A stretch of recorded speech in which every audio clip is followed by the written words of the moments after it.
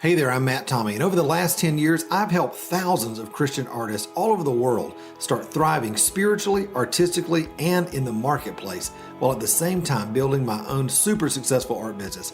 If you're ready to bust through the roadblocks that have held you back for years, create the work you love, and really live the life you know God created you to live in His kingdom, then you're in the right place, my friend. Now with over 500,000 downloads, you're listening to the Thriving Christian Artist Podcast. Well, hey there, my friend. So glad that you're with me on the podcast today. I got a brand new friend, Kris Kelso, who's written a fabulous new book called Overcoming the Imposter. And listen, if you've been an artist or an entrepreneur for very long, you have met our friend called the Imposter Syndrome, which is basically that voice inside you that says, you're no good. You're never going to be enough. What are you thinking about? You're not able to have breakthrough in your life. Yeah, it's the enemy. It's our ego. It's all that thrown into one that is there to destroy us and confuse us. But hey, there's a way that you can overcome that imposter syndrome. We're going to be talking about some real practical ways for you to do that today with Kris here on the podcast. So you're going to love it. You can click the link to grab his book here in the show notes. So make sure you do that. And it's going to be a big, big blessing to you. Now, hey, before we get into that, I want to give a big shout out to my podcast listeners that are leaving me reviews all over the place. And this one is actually from Corey Beth 88. And the title of this 5-star reviews is Breakthrough. She says, I was introduced to Matt through a free masterclass and signed up for his emails. Through just the masterclass, I experienced a major breakthrough, breaking through fear that I'm not good enough, anxiety of trying to make something happen, and the truth that God will provide if I diligently and faithfully do what He's called me to do. Now, as a faithful podcast listener, I'm reminded of these things regularly and encouraged to stay faithful. Well, Corey Beth, that encourages me. So thank you. And I know it encourages everybody else to just know that the podcast is a great resource for you as you're growing in everything that God's called you to do. Thank you for taking the time to leave a review. And listen, for all of you that are out there, if you've not left a review, please take a moment to do that. Also, whatever your app you're listening on your smartphone, more than likely, take a screenshot of that. All you got to do is click those little side buttons on the side of your phone, click, and it will save a picture of your favorite episode. You can post that to Instagram, tag us at the Thriving Christian Artist, and we would love to know what your favorite episode is of the podcast. All right. Well, my friend, I'm going to get out of the way. You're going to love this interview with my friend Kris Kelso. And like I said, remember, click the link in the show notes to grab a copy of his new book, Overcoming the Imposter. All right. Bye. Well, hey, my friend, so glad that you're with me on the podcast today. I'm so excited to introduce you to my friend, Kris Kelso, who's got a great book, Overcoming the Imposter. And if you are an artist like I am, you've met our friend, the Imposter Syndrome. And so, Kris, you're coming at a great time today to help us walk through this. So welcome to the podcast. Oh, thank you, Matt. I'm so glad to be here, man. I'm excited about the conversation. Absolutely. And I've realized now that you're just right down I-40 from me, from Asheville to Nashville. So it's like, we should be friends. That's right. Right? Yeah. We could jump in a car and meet for lunch easily. Exactly. So for those who are just getting to know you and what you're all about, kind of tell us who you are, what you do, and where you're from and all that. Sure. Yeah. I'm an entrepreneur. I have been for about 14 years. And before that was a technologist. I was a software developer 20 some odd years ago, a lot of that in the healthcare industry.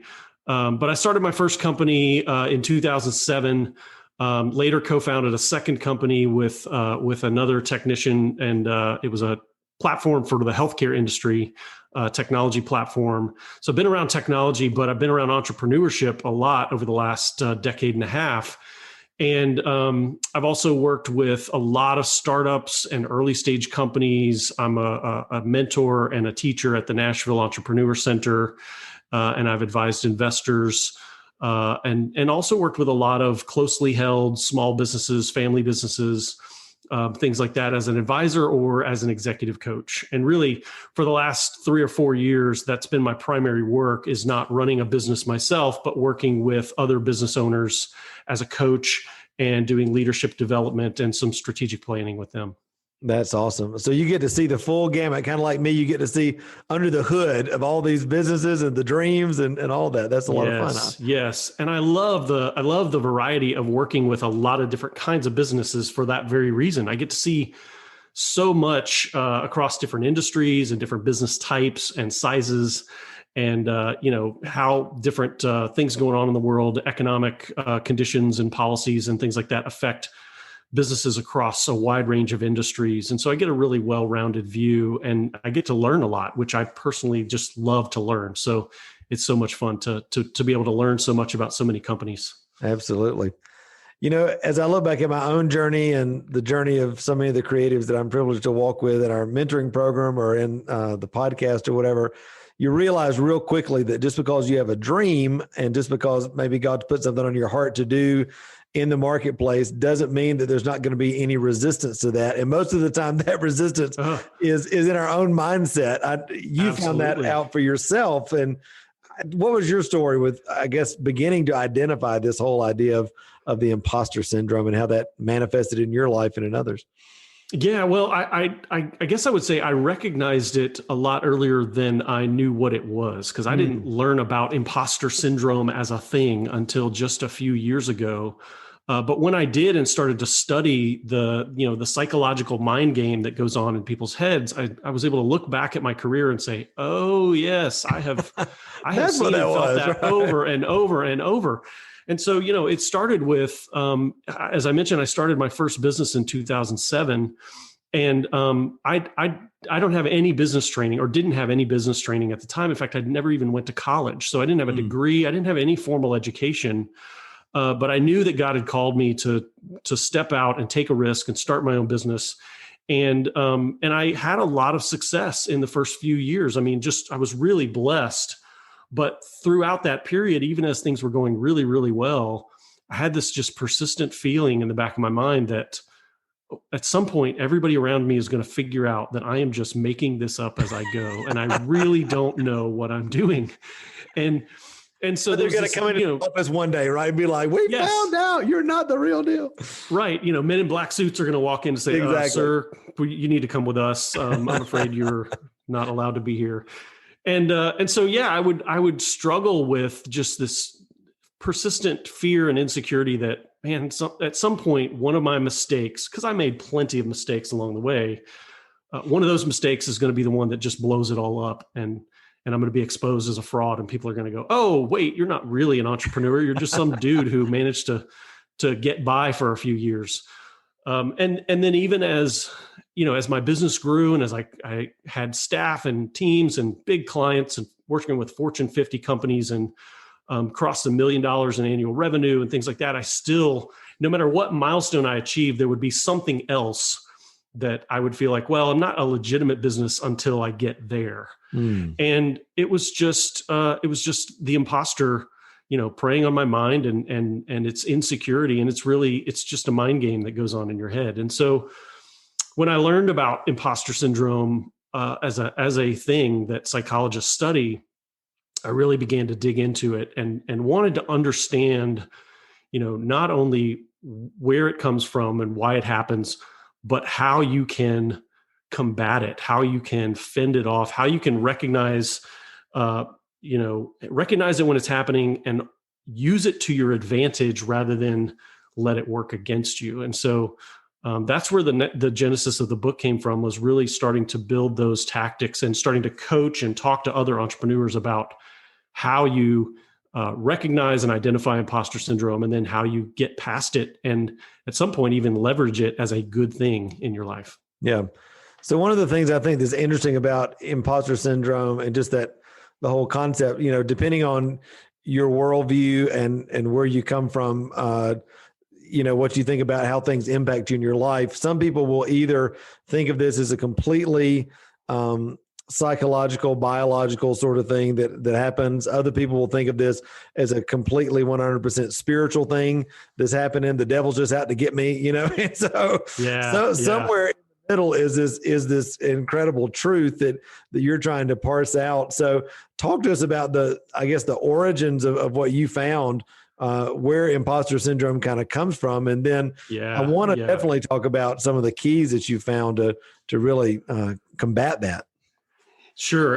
And as a Christian, I tend to believe that, first of all, science and faith are not diabolically opposed to one That's right. another.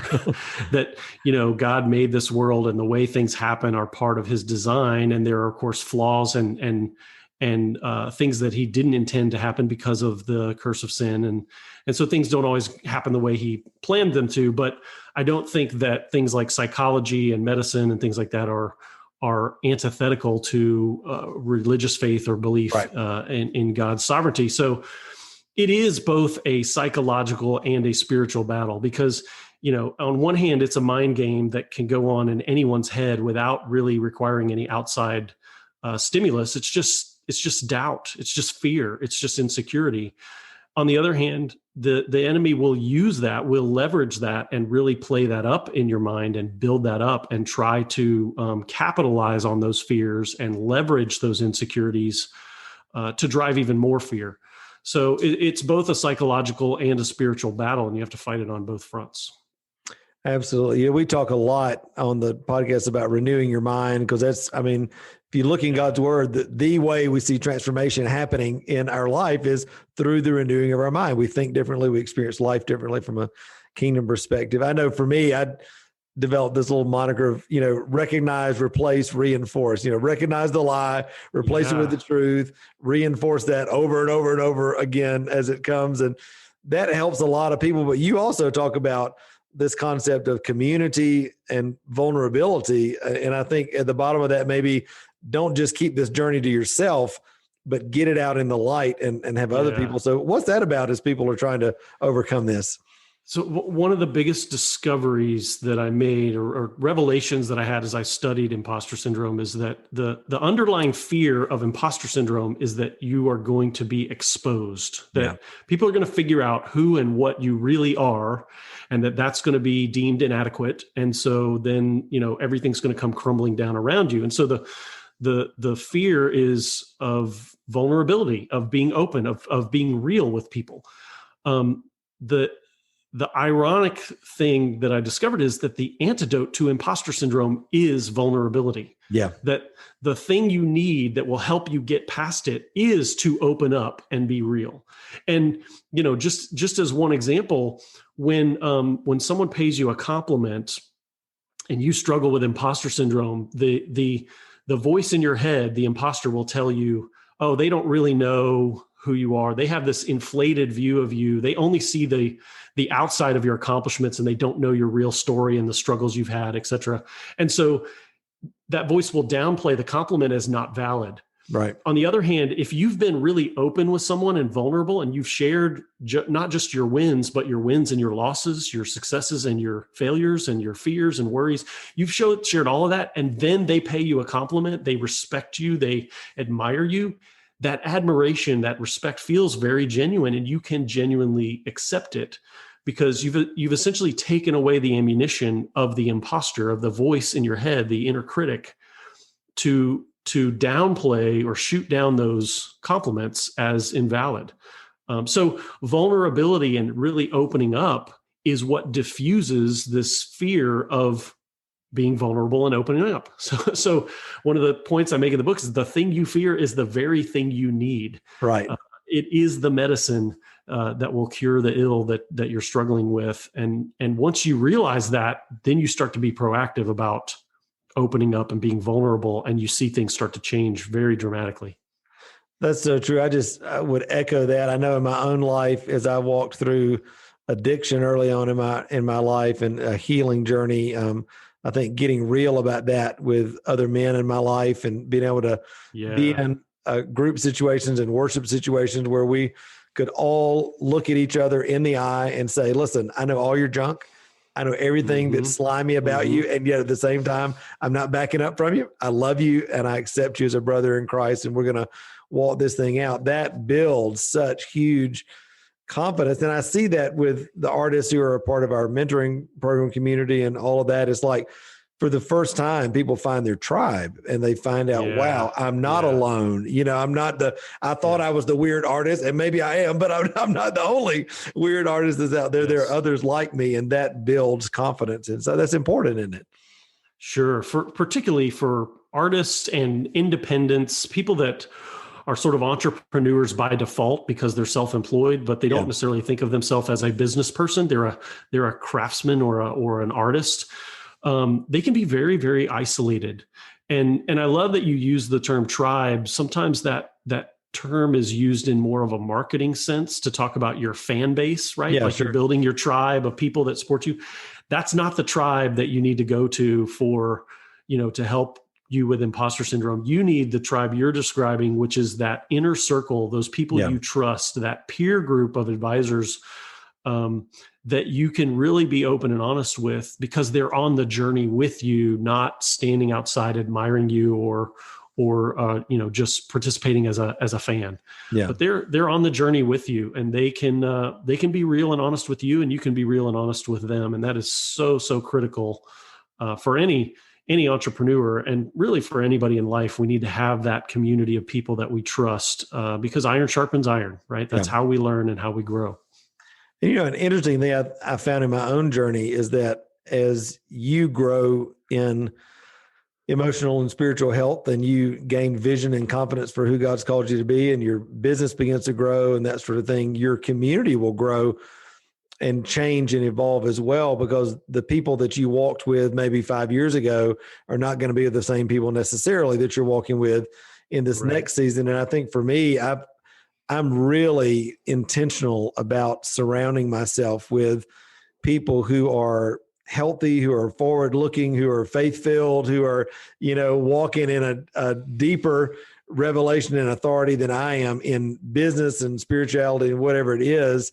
Because I don't know who said it. We all know that, you're the product of the 5 people that you spend the most time around. Yes. Whoever said that, I completely agree with that, because we're sponges, right? We radiate and we also sponge. Talk about this concept, I guess, that, we think a lot of times, gosh, my business is going great. I've been in this thing 5-10 years. I'm growing. And you think somehow, hey, the imposter syndrome is not going to bother me anymore. Sometimes we say new level, new devil, right? As we continue to grow, there's a new lie. There's a new group of things. How does that change for people as they continue to grow and mature? Well, I think as you grow and as you go through life and you have successes in certain areas, there definitely will come a point in certain areas of your life where the imposter is not going to bother you anymore. You've got confidence, and believe that you know what you're doing, and there's really no room for that doubt to creep in certain areas. Mm-hmm. The challenge is, if you're the type of person who likes to continue to grow and develop as a person, then you're always going to be doing something new. And those new areas, that new learning, that new growth, are the areas where imposter syndrome can creep up again. And you can start to fight that battle all over again. You may have won it in one area, but you still have to fight it in another area because of the fact that you're doing something new.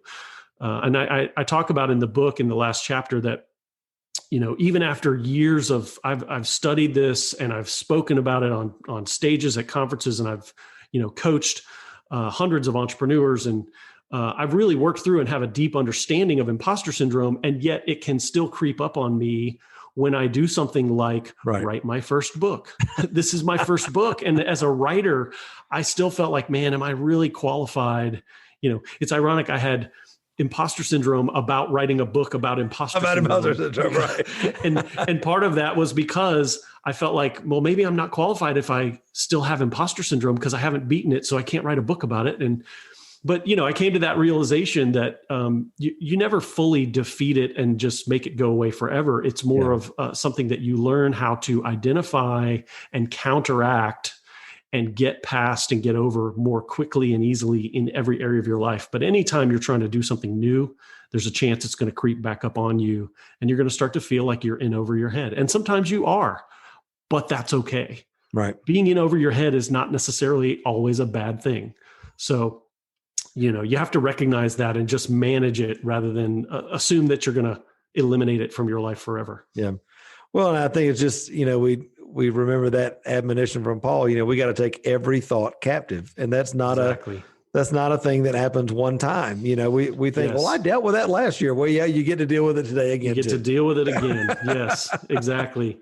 Yeah. And the enemy will come at you from a different angle. Oh, you beat me over here. Well, let's try on this side and see how you're doing there. Yeah. And so it's an ongoing effort. The good news is it gets easier to recognize and combat as you learn about it. Just learning about it is half the battle. Yeah. And then you develop some habits and tactics and techniques that help you to fight that off when it happens and recognize it more quickly. Yeah. Well, I know you've got a bunch of techniques and habits that you talk about in the book. I know folks are going to be like, where do I get this book at? So, Kris, where can folks find the book, find out more about all that you're doing and connect with you? Absolutely. The book, the easiest way to find the book is overcomingtheimposter.com. Just all one word. Overcoming the Imposter is the name of the book. It's available anywhere that books are sold, Amazon, Barnes & Noble, local bookstores even have it. And my website is kriskelso.com. That's Kris with a K. And you can learn a little bit more about me, but the easiest way to find the book is overcomingtheimposter.com. Awesome. Well, Kris, it's a joy to get to know you more, to share your story and all the good work that you're doing with our audience. Thanks again for being on the podcast today. Absolutely, Matt. I've enjoyed this and I appreciate it so much. Hey, thanks so much for spending a few minutes with me today on the podcast. Listen, I hope it's been a huge encouragement to you on your journey as an artist. Hey, also, before you leave, make sure to hit the subscribe button so you don't miss any of the other episodes of the Thriving Christian Artist podcast. And also, be sure to connect with me on Facebook, Instagram, or at my website, which is matttommeymentoring.com.